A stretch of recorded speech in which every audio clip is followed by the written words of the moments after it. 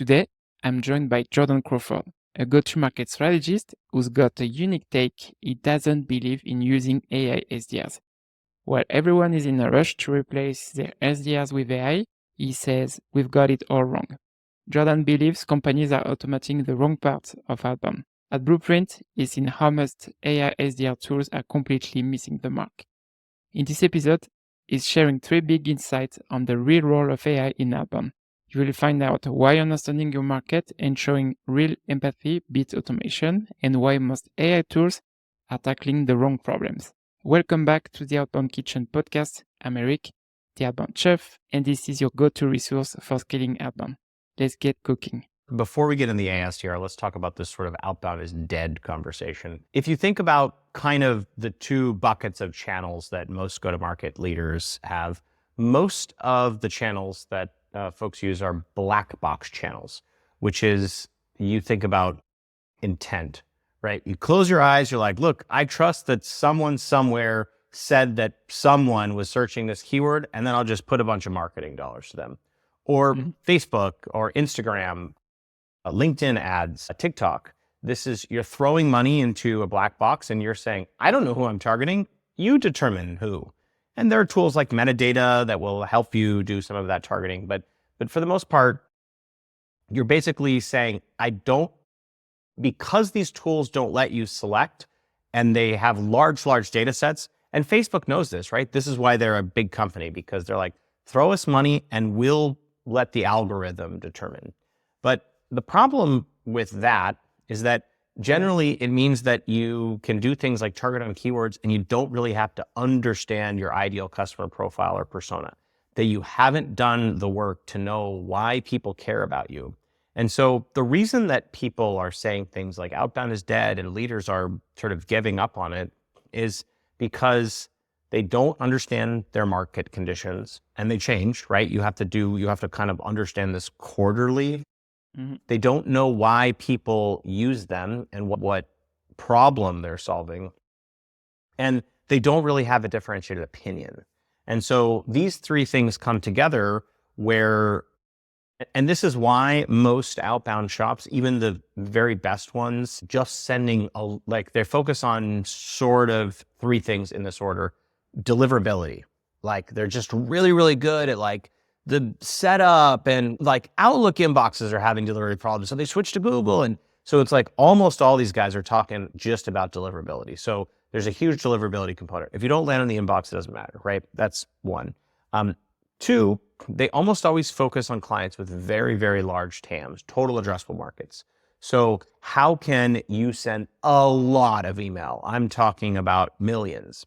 And their conversion rates are anywhere from 0.2% to 0.5%. So 0.25%, half a percent. And if I just send enough email, it's basically like ads. And three, generally what they're doing is not the type of stuff that I'm talking about, which is understanding the ICP and persona. What they're trying to do is put really good offers in the market. So they're trying to say something like, if I gave you X amount of things for free or at a discount, would you buy, right? 2 or 3 sentences. I was watching Mo's, he's like sends the most emails instantly. And he was saying, look, copy is nuanced. And the other thing he was saying, like, we basically send 1-line emails sometimes that are like, hey, are you planning to sell your business in the next 12 months? And so generally what this looks like for outbound agencies is like, their customers don't really understand their ICP and persona. So they focus on deliverability, large TAMs, and they try to send short pieces of copy. And so the reason that we are in this place is a fundamental lack of understanding about who your customers are and to be able to speak to their problems. And that's kind of the genesis of how we. And I think that's a good intro to talk about them, because I think there is a lot of components also on top of that. Also, another, if you think about people saying outbound is dead, and I've seen that like at 5 different companies, most of the time the founders or the VP of sales, they hire like a junior SDR and they send them like to figure out outbound from scratch. And they have 1 year of experience, go figure out. And obviously, if you have so many resources, I think, online right now to figure out outbound, but Same here. They have some expectation of someone who's super junior to figure out everything from scratch. And they don't give them budgets, they don't give them tools of the right resources to figure out. And then 6 months after, they fire these people because it didn't work. And that's also, I think, on top of what you just mentioned, that's something I've seen also with really early stage companies thinking that someone who just have like few years of experience can figure out that one. Yeah, I mean, and this problem actually has two components. The first component is all the technical setup, right? Which is a whole job in and of itself, which is like setting up the inboxes. And by the way, this changes every 3 to 6 months. There's always chat, and like I'm in a bunch of these WhatsApp groups, and there's always like, are you seeing deliverability tank with Outlook? And it's like, oh, are you like, now it's like matching inbox to inbox is the thing. Okay, well, if I'm sending from Google, I have to send to Google and not to Outlook. And like, so there's just like a bunch of that stuff, which that's table stakes. That doesn't really, you have to have it, but if you become 1,000x better at it, it doesn't really change a lot of the math, right? You have to be good at it, but this actually really isn't helpful. So there's that whole kind of category of items which are just table stakes, right? And that's like being able to find an email, enrich an email. And those are not easy things necessarily, but there's that chunk. But there's actually this kind of hidden thing that is maybe much more important. And this goes to exactly to your point, is when they send an SDR out in the world to go try things, that is another black box experimenter, which is like, who do we serve? Why do we serve them? What's our value prop? And I will frequently see companies with fewer than 100 customers that's like, here's our 6 lines of business in 12 industries and good luck. And so it's like, well, you know, inbound is totally different than outbound. And you can't just replicate what you're doing inbound and take the same method outbound. Because when people come in, and like I had someone the other day, I had a conversation, I was like, don't buy me yet.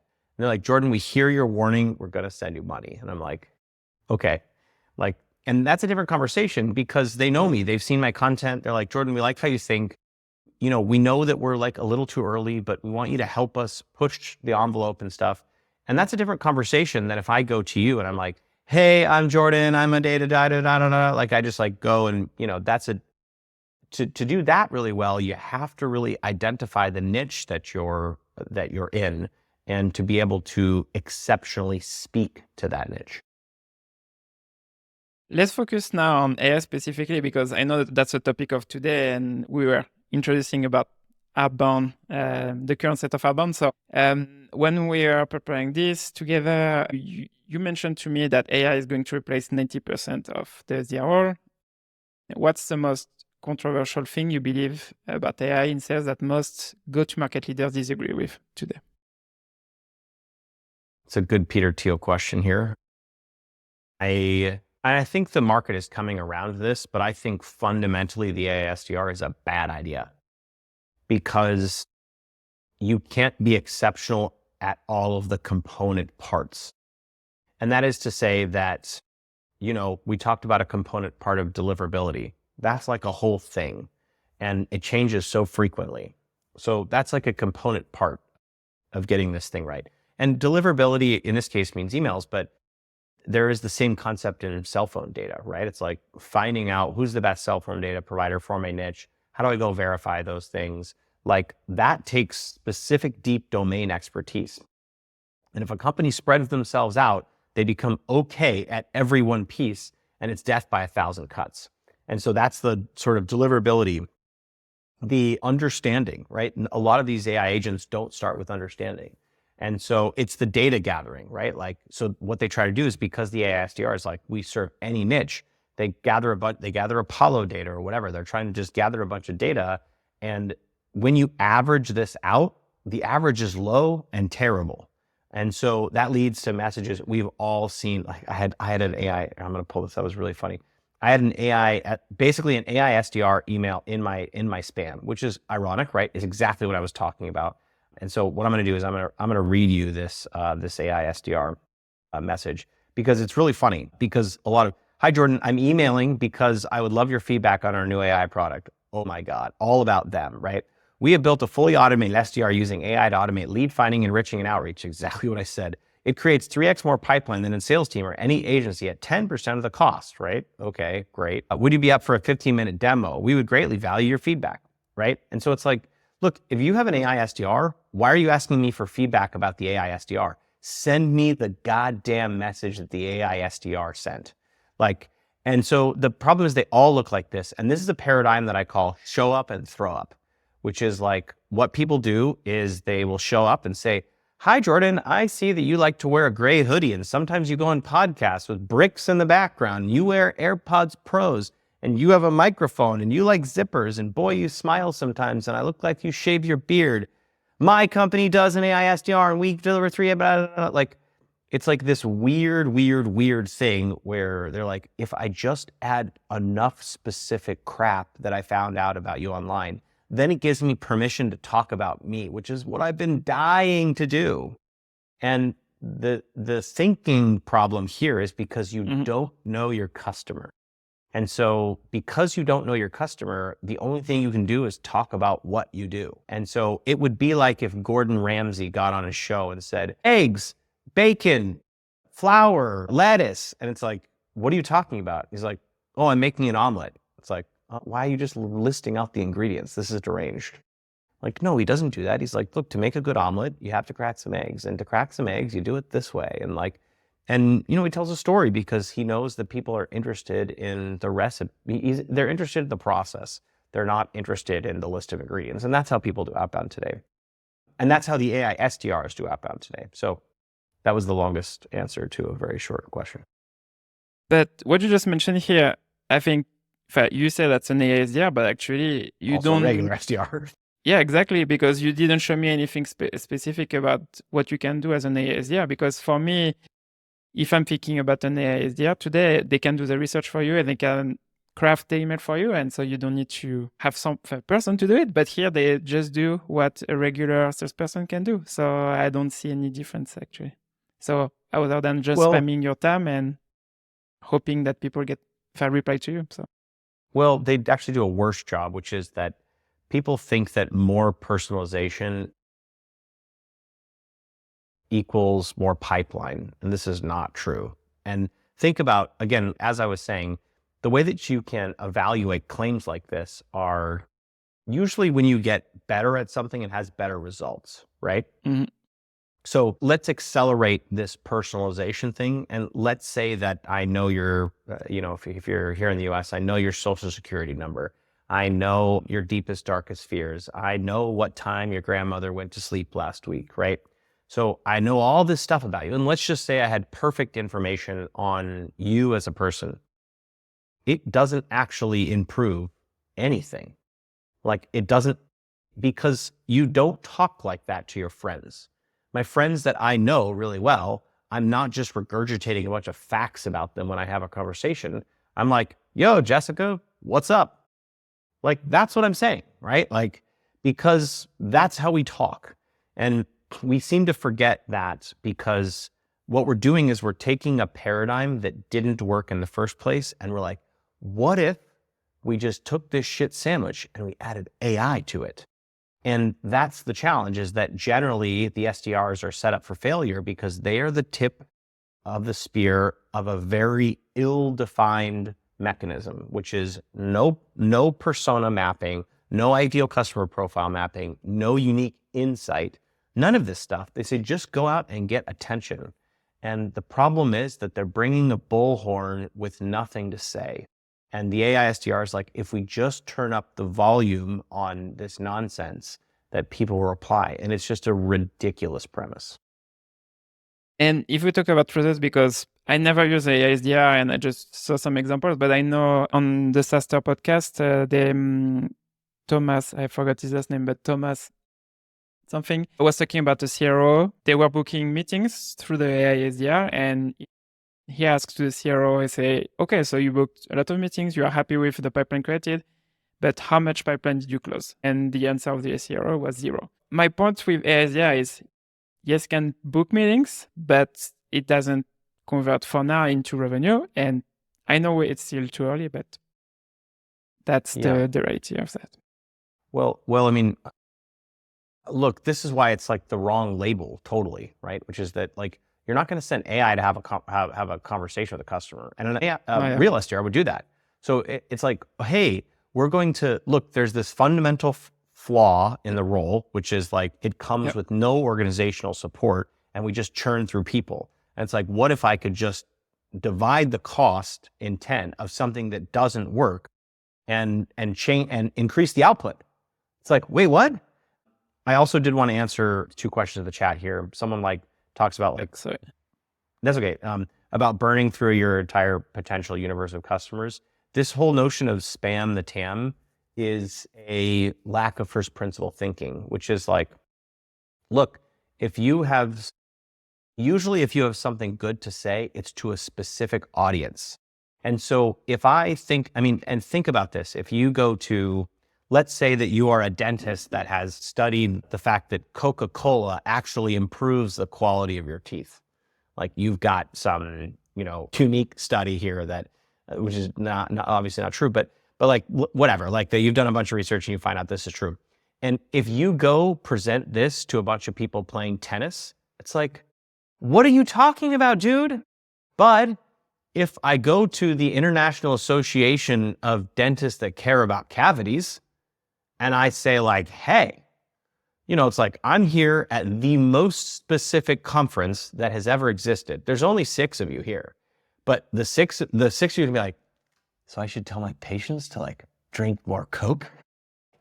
No. And they're going to be like, that can't be right. They're going to ask a bunch of questions. They're going to be really interested. And this is the problem, is that instead of personalization, we need prioritization. So when people talk about spamming their TAM, what they are really saying is that I don't have a mechanism to prioritize my TAM. I can't tell you who is a 10 from a 1. And so if I just email everyone, it'll be done in 2 weeks. What do I do then? But the problem is that thinking means that you have nothing good to say to those people because they all look alike to you.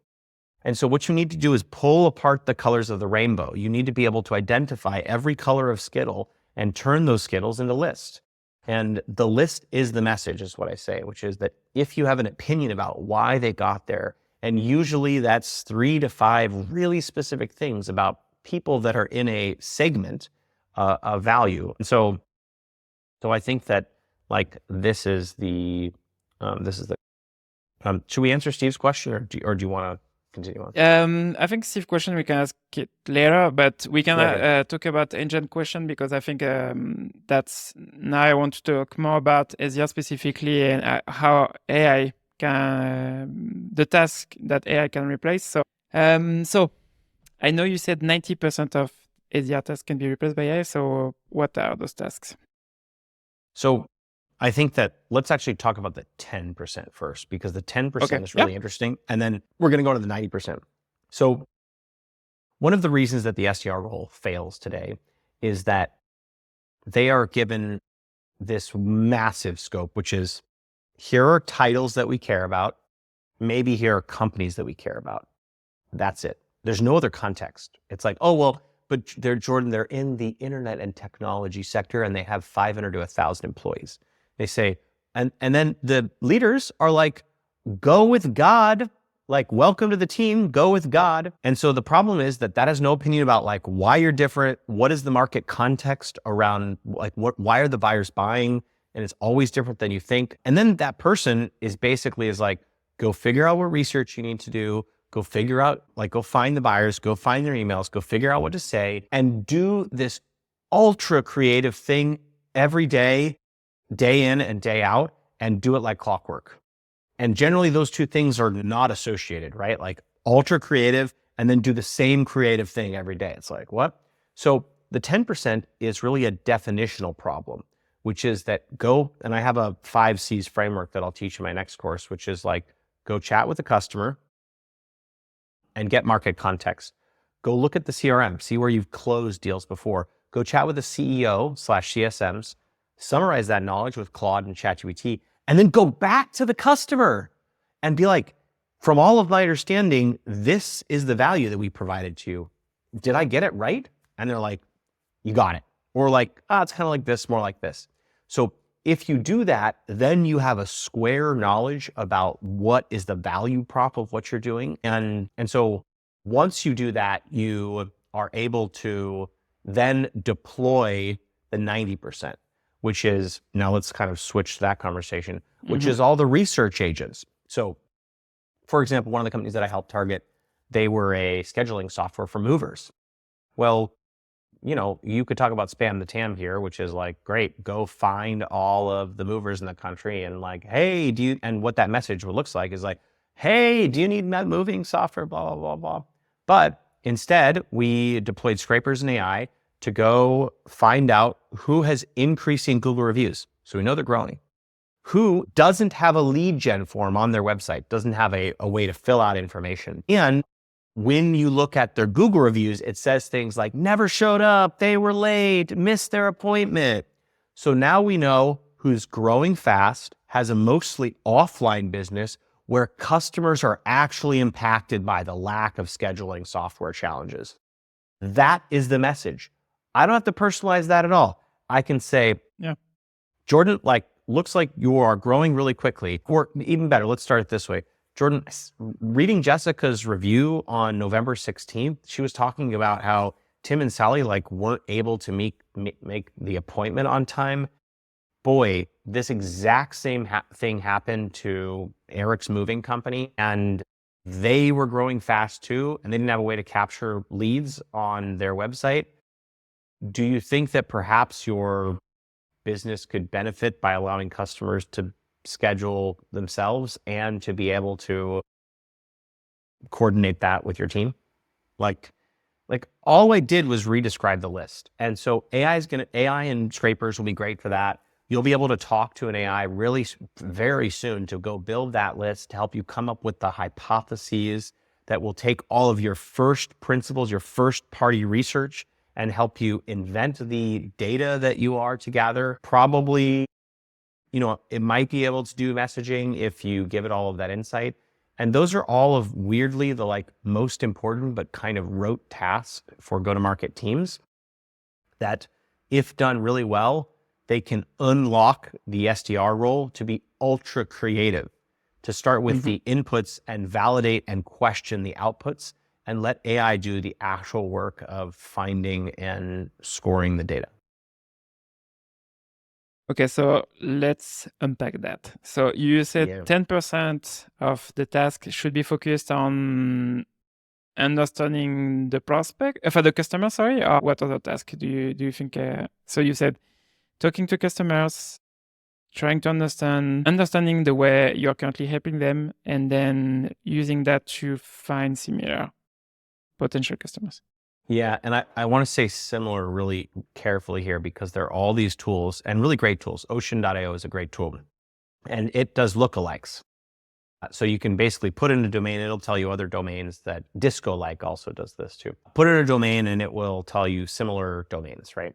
So the challenge though is you need to know the why, which is how the hell did this company get in this list? And so that figuring out the why is the 10%. And if we could just focus on the why, AI can do everything else. You know, the inbox deliverability stuff, like that will require some work, et cetera. But really that 10% is the why. Okay, and now the 90%. So you're starting to go about research agent. So you are talking about for the scheduler for moving companies. Right now you started to talk about scraping the data, for example, Google Map reviews and their website. How do you, for what you can use actually to do that? Because I'm familiar that yes, you can scrap the website and then you can, based on what you have on the website, you can use that. But how do you, for example, know that they are getting more and more reviews on their Google Maps account? How do you do that? We just have built that. I mean, basically what we do is we look at timestamps. So we have built this technology to basically pull every single review and look at the timestamp of the review so we can aggregate that data. And like, for example, I think AI is going to make some of what I do a lot less relevant and good for AI, which is to come up with these really creative things, which are like thinking about public data sources, because there's so many public data sources that we just don't. Like, for example, I was chatting with Coast Pay. They like are a fleet management card, right? So the idea is that if you got a bunch of guys that are driving trucks and they stop at, and you have a fuel card for them and they stop at a 7-Eleven, they sometimes buy a burrito.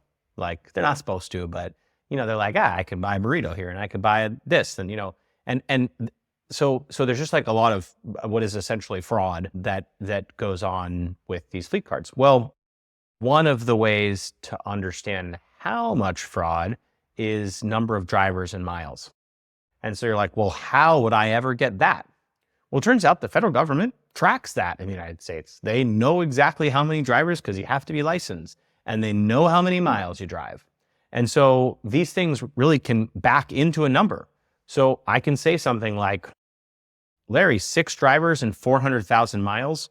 Our data shows that means that probably there's about $85,000 of spending on things at gas stations that you did not approve. Are you tracking this? Right? Like all I am doing is reiterating the targeting.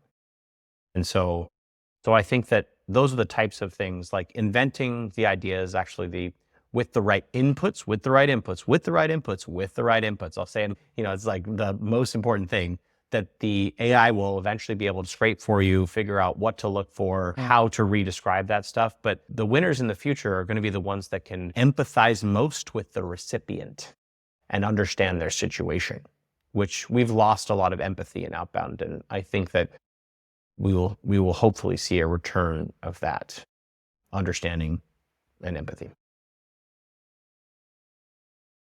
I know yesterday I was hosting a live with Apollo, and I know for some industries it's easier to find information online, and you are just talking about like drivers in the US, and you can use the federal data, for example, to leverage that. But I know it's pretty easy. For example, in my previous company, most of the time we are going after companies who are super active online. So you have a lot of data you can find, and you can leverage that pretty easily. Yesterday, I got like a question from someone going after construction companies. You give 2 great examples, I think, about companies who are not, potential prospect who are not super active online, but what's your process around finding data online about those businesses? Yeah, sure. So I think that we make this assumption because when we dig about 1/100th of an inch deep, we're like, there's nothing online about these people. Yeah. I can't buy anything. And it's like, well, go deeper, right? Like a perfect construction companies. We're working with a company that sells to construction companies right now. And you know what? It turns out that like Procore has structured their entire database and put it online. So I know how many Procore projects you've done. And it turns out you can use the Shovels API, which we are, to understand permits, right? They have to interact with government entities to be able to fire permits. So it's like one of the things that we did in the go-to-market Cannonball, where I had 500 people registered to watch me build a go-to-market course, like basically live go-to-market from soup to nuts in 4 hours, is we said, let's look at all GAF distributors, which are it's a roofing company, right? And the distributors are the folks that sell these GAF products to roofers. Well, it turns out in the permit data, it says what material they are using.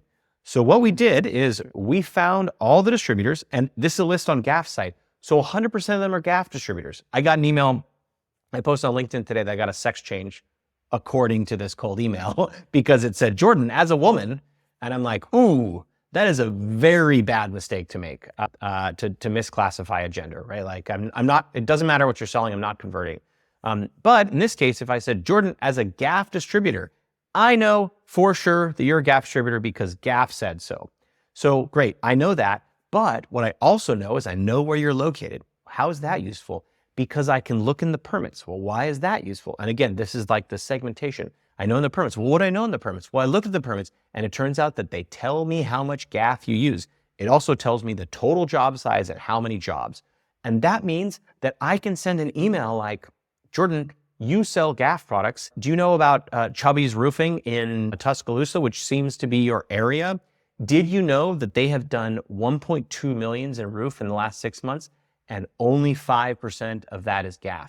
So you probably already know them because you're a sales rep and they do GAF, but you have a 95% opportunity to replace the incumbent, or replace Corning or whatever, which is like most of their other. Do you want me to go get their cell phone for you? Super compelling, right?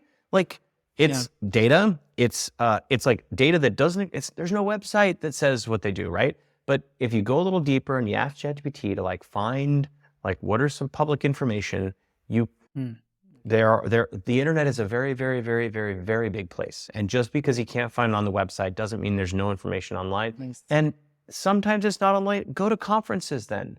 There's for whatever crazy shit that you're into, there's a conference. It's like, if you're into B2B eyelash extension sales, for sure there's a conference for that.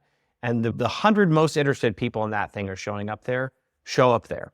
Like, it's not to say that you're going to be able to find the perfect data online, but there is some data online. You just have to know where to look and how to structure it, and don't give up. Don't throw your hands up and say, well, there's no data. I can't find any proxy for this. It's horseshit. So I think, I was not aware of that. So I think it's pretty interesting because most of the time we think that most of the data is available on LinkedIn, for example, or Crunchbase or tools like that, but it's not.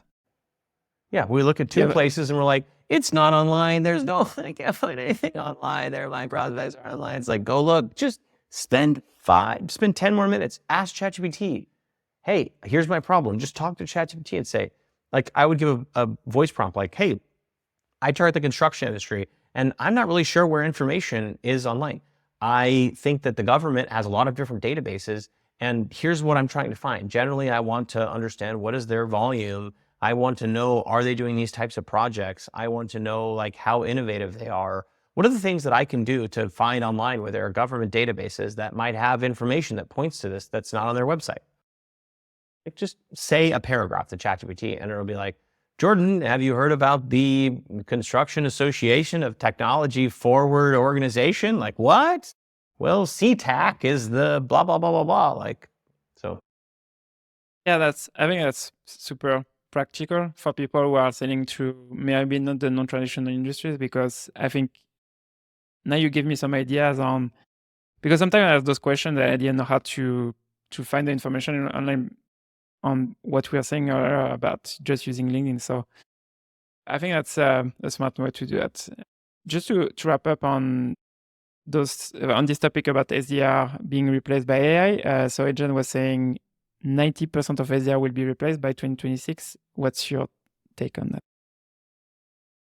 No, I mean, the SDR is like, the SDR is going to have a slow death. I mean, like, you know, it's so funny. If you look at People Data Labs, did a really good presentation maybe a year ago, and they're like, wow, we're making reps, you know, like Zoom Info's like, we're making reps way more effective. We're making reps. Clearbit, it's like, use data. Don't hire reps. And you look at all of them, they're all hiring reps, every last one of them, right? And so it's this thing that one of the learnings that I heard sort of third hand was there was this really famous like data growth guy like me. And he worked at these big companies and he would always get canned. And as the story goes, he would get canned because there would be some old school go-to-market leader that's like, look, we got a SDR to AE ratio. It's standard. It's like, but this automation thing, it's killing. It's printing leads for us. Is like, no. People want to empire build. That's what they want to do. No one wants to say, why don't we shrink your team and allow you to make revenue for less? Most people don't want that. They want to have a huge team. They want to be responsible. I led a 70-person team. I led a 120-person team. And so there's some human psychology here is that's how you climb. Like no one's going to give you more money and more budget. You're like, hey, well, why don't I just produce revenue at the lowest possible burn rate? It's like not really a thing in VCs. Now, talk about private equity, it's a different thing, right? Where it's like, yes, this is what we're optimizing for. But in the VC world, people want to build fiefdoms. And because they want to build fiefdoms, there's like a natural, inherent psychological need to just hire people. And so it doesn't, even though AI will make a lot of things more efficient, what I think will happen is that the companies that eventually can't, there will be upstart companies that don't have this way of thinking.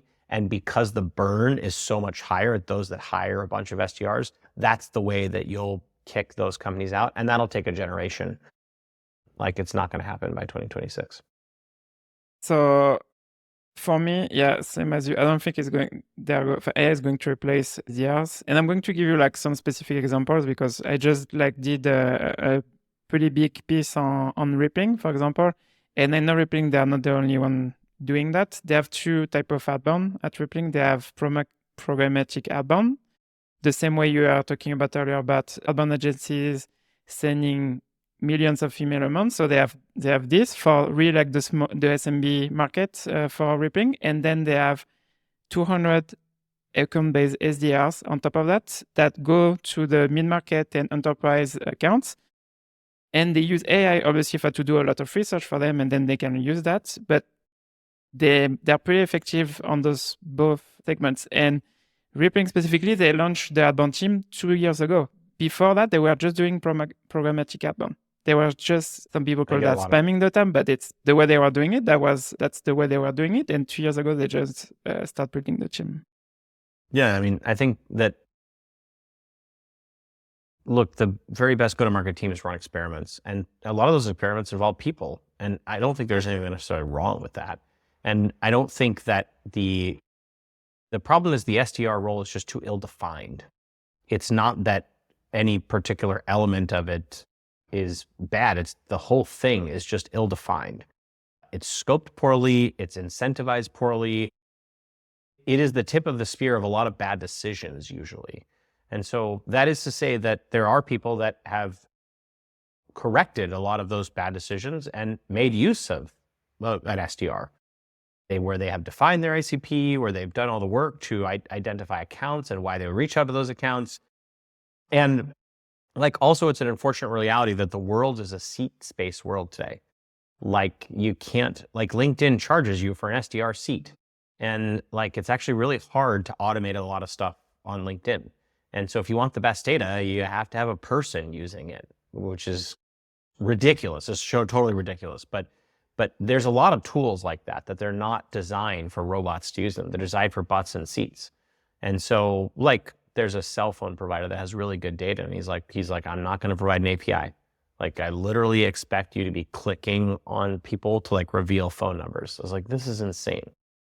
So I guess, yeah, that's just to say that people talk about spamming the TAM, and it's like, I bet you it works for Rippling, and I cannot get off Rippling's list.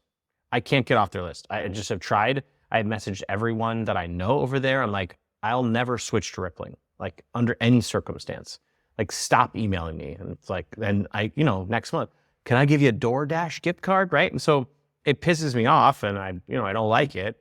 And but like, I am a very, very, very, very small percentage of people, and it's like, look, you sent enough. There's just so many fish in the sea, and I get the perspective that Rippling treats it just like ads. It's like, look, your inbox is another place for me to advertise to. So I know we have like a few minutes left. I would love to talk more about actionable things for the people who are going to listen or watch live. So we started to talk about a few different use cases for different industries. I think we can, for someone who is listening right now, what can they do tomorrow if they want to start implementing what we are talking about? I know it's a broad question, but what tools do they need?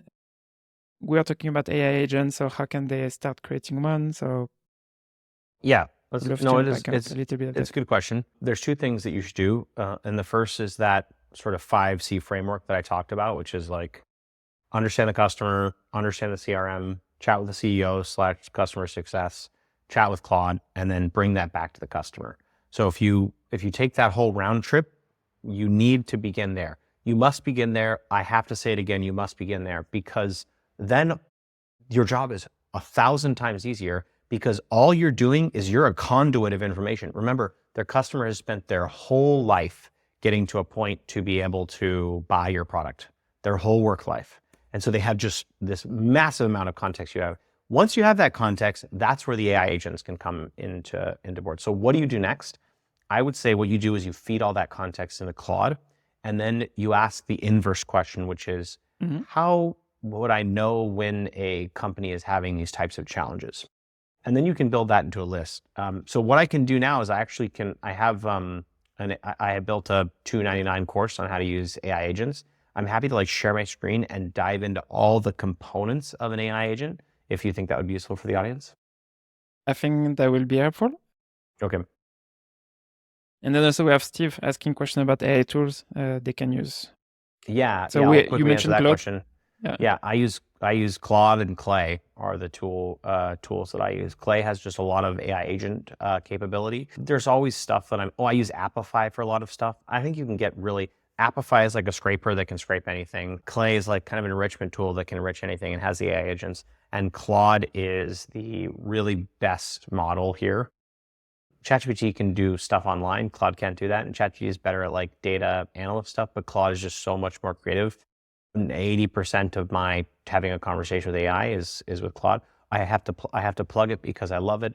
Superwhisper.com, and there's a lot of tools now that do this, but you can just talk to AI. So basically, at any point, it's just like transcription, but it's live, and it uses Superwhisper. It uses a Whisper, which is OpenAI's text to speech. So it's not like if you do it on your Mac, it has to wait for every word, and it's wrong. But here I can just speak as fast as possible, and I can just get a bunch of context out so I don't have to type. I'm just so much faster at speaking, and so I can have a dialogue with AI. So those are some tools for. Let me share my screen. Yeah, superwhisper.com is great. Okay, let's actually share the Claude artifact. Okay, you can see my screen, right? It's loading. So yeah, I can see it. Okay, great. So this is like giving away my secret sauce here. This is the first AI agent that I have built in my Agent 7 course. It's a $2.99 course that will teach you how to build AI agents. So what we're going to actually do is, this is the beginning of the agent. This goes inside of Clay. And what I'm going to do is I'm going to break down every piece of that agent. Now, I can't see the studio here because I'm on my tiny laptop. So just interrupt me if anything needs clarity. Does that sound good? Yeah, sounds good. Okay. I always put all of the variables at the top. Now, inside of Clay, you can basically reference things. So in this case, this is doing work for a single company name with a single website in this industry. Here's their Facebook URL. Here's their LinkedIn URL. Like, here's the keywords of the business. And so basically you can put in all of the context for the AI agent. And the more context the agent has, the better job it's going to do. So I always start with the intentionality behind the agent. So really what you want to do is, this is what I call the Goldilocks zone, which is if you don't give AI enough context, it'll fail. And if you give it too much freedom, it will return random things. So you need to give it this Goldilocks zone, which is like, here's what I'm trying to accomplish. So I may ask you to do something that's actually misaligned with my goal. Ignore that. I want you to focus on the goal. So these are the titles. In this case, this is a lead finding agent. So I don't pay Apollo or any of these other companies to get leads. I just have the AI agent search the web. And to run this agent is at the very, very low end, it's a 1/10 of a penny. At the very high end, if you just blow out the bank, it's like 3 cents. Oh, to give you some understanding. I give it categories of leads. I generally want heads of sales or heads of marketing. I give it title priorities. So it's like, look down the list when you only run in this order. I am always specific about how exactly to do this search, which is like and these are like, if anyone doesn't know about Google Advanced Search Operators, these are huge. So this is basically saying only search LinkedIn and look for these titles at this company. And great, if that doesn't work, go a little broader, like look at industry events. So these are like the search strategies that a human would take to do this. Great. Now gather and verify. So it's like, hey, now Clay, for example, you get a LinkedIn enrichment here. And so, and Clay, for example, it's called current_experience. So I tell exactly where to look to that data. And the nice thing with Clay and the Clay agent is it will tell you all of the component parts of the LinkedIn profile, and it'll tell you what steps it took.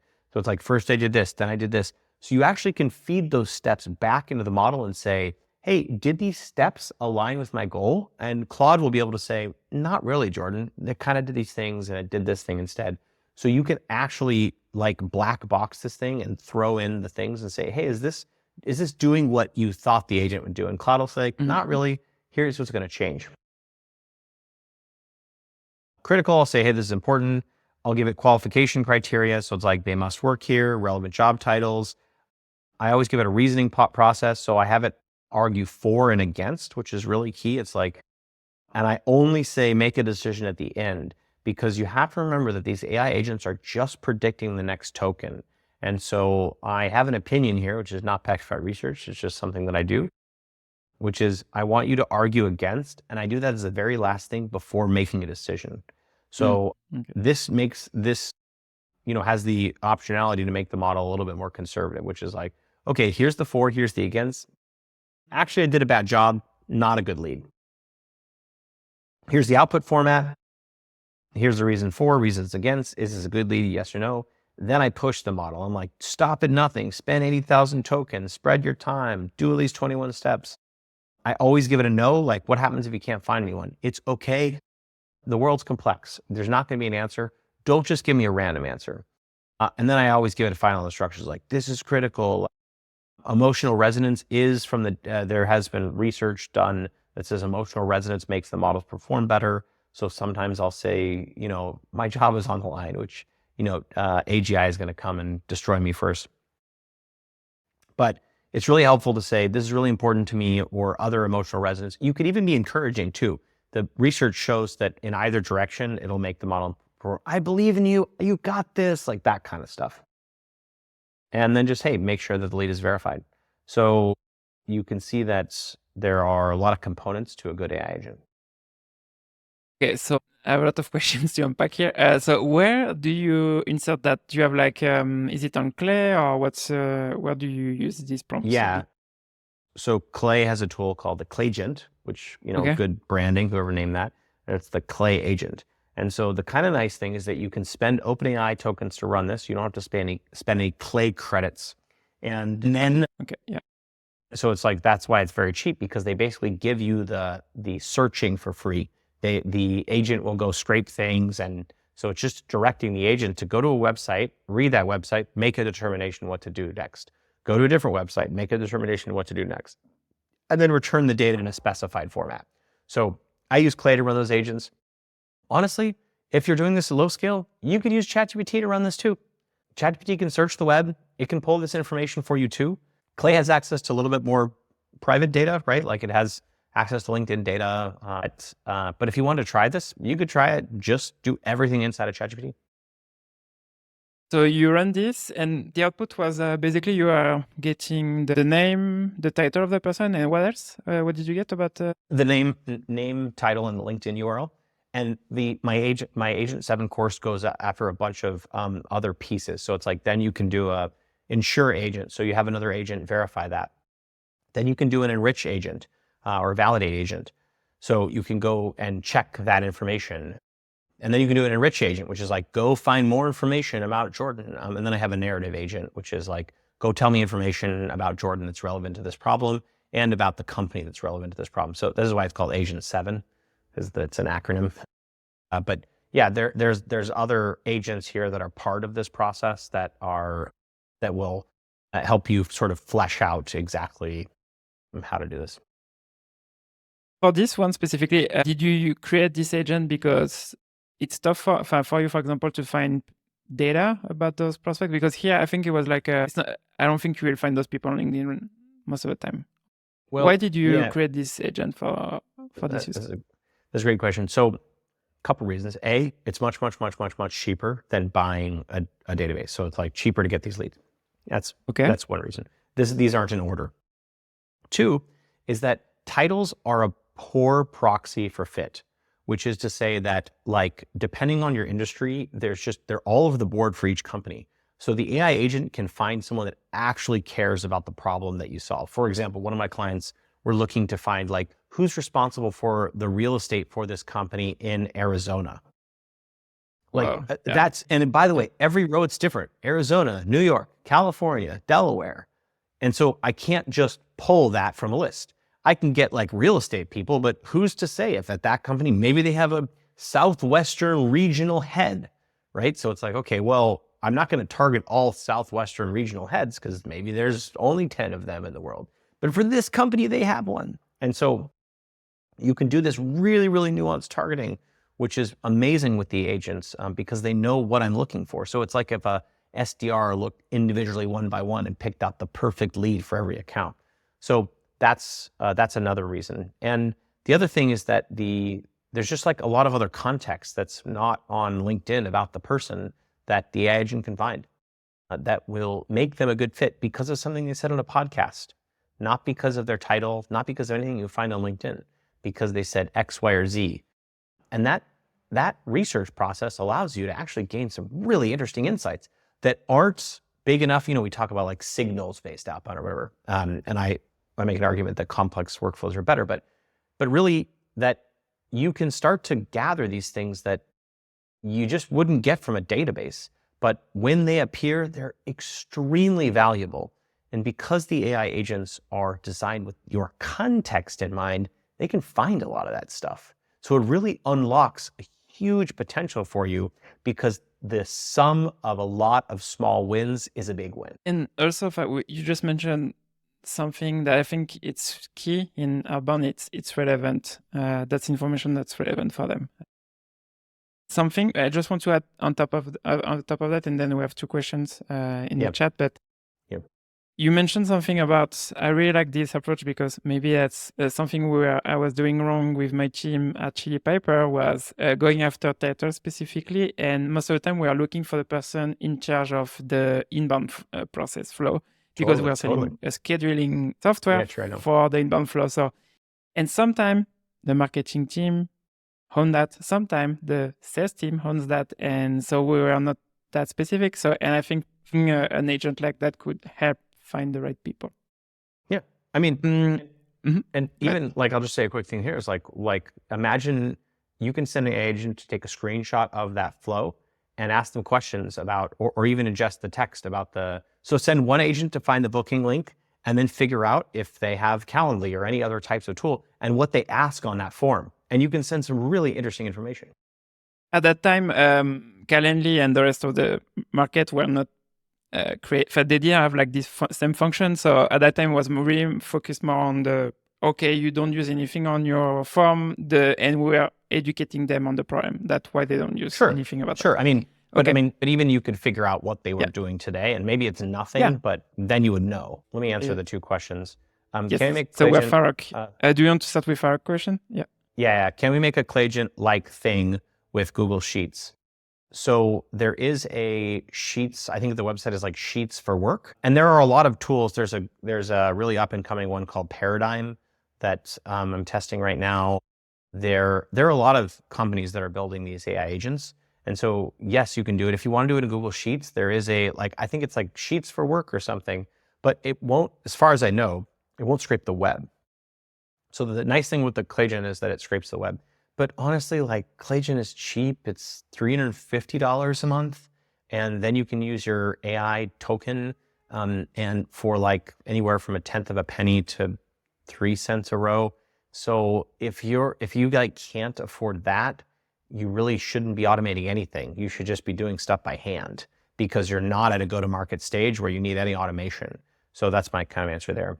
And then let's highlight Adam's question. What role does actual phone calls play and how many authentic outreach messages does someone do a day? Well, I think phone is the most underrated channel out there because people are afraid of it. I don't want to cold call.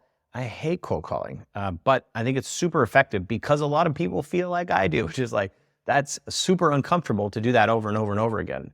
And so I think actually phone calls play a great role in outbound. And I think this is why you see like tools like Nooks really gaining popularity because the phone is a great way to reach people. And you can do things like parallel dialers. Clay has a waterfall to be able to enrich phone numbers. They even have other things like other tools like SureConnect to be able to go and phone those numbers and validate that they are answerable. So there's a lot of opportunity. And yeah, just to finish on that, because I know we are on time. You have like a few more minutes. I got a hard stop. Unfortunately, I have a sales call, which is a good thing to go to. Nice. So for cold calls, obviously, that's for me. It's everything you are talking about today. So it helps a lot SDR teams to focus on the right accounts because we are talking about scoring, but also it gives a lot of information to teams. A lot of people say cold call if you research for your cold calls, it's a waste of time. And I think here, basically, you are giving like some answers on SDR. They don't need to research anymore. You can basically serve that to them so they can use that in their cold calls. Yeah, the agents will do that for you. So it's like you don't need to research, the agents will research for you. Exactly. Jordan, thank you so much for being on the live today. Also, I know you have your course. We are going to add it in the description of the recording. Great. But thank you so much for your time today. Great. Yeah, thanks so much for having me. You can go to jordancrawford.com. It'll direct you to LinkedIn. I dropped the course link and the payment. If you would like to buy it, it's $299. And I'm just so grateful to be here. Thanks for having me. Have a good day. Bye. If you find this episode with Jordan useful, you might enjoy my newsletter, Outbound Kitchen. You get a free version every Sunday. And this weekend, I'm going to send part 2 with creative ways top performers are booking meetings. There is also a paid version where you receive more in-depth content, and I sent already 3. Last one was your 24/7 cold call coach, perfect for you or your team, with an AI prompt template for ChatGPT. The previous one was Rippling #1 growth engine for reaching 350 million ARR. And the one before was the cold calling playbook for 2025, data-driven. The next one will be on crafting your 2025 outbound comp plan, how to design it for business impact, customer success, and team motivation. If you are interested, subscribe using the link in the description.